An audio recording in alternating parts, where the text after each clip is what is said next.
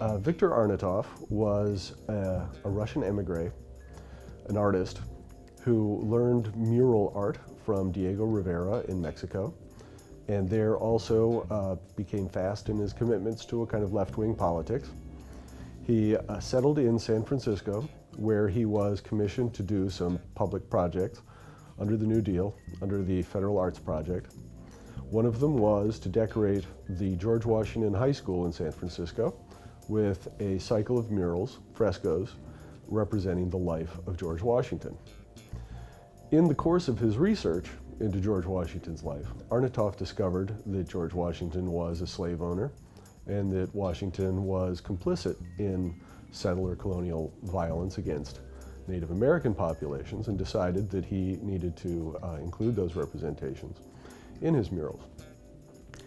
In the 1960s, some African American students began to complain about the representation of African Americans in these murals, which resulted in the school district commissioning a local artist, a young African American artist who was a graduate of the high school system there, to do a set of his own murals, which Dewey Crumpler, the artist, did.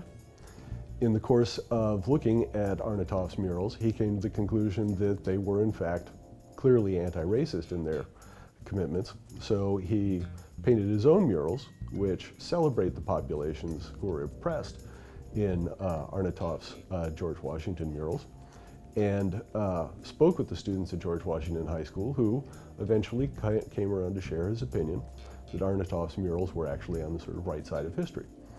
The controversy then died down until just recently, when the San Francisco Unified School District Board, at the instigation of some members of the community, voted to destroy the murals.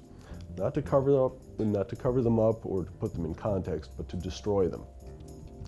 At which point, a number of media outlets wrote about the decision. It became very controversial.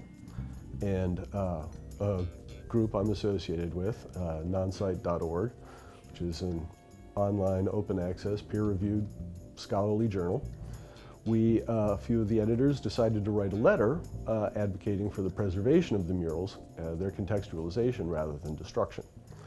And we wrote this letter, posted it online, and circulated it for signatures, and received almost 700 signatures from a huge variety of people, from local residents and alumni of George Washington High School to celebrated academics around the world.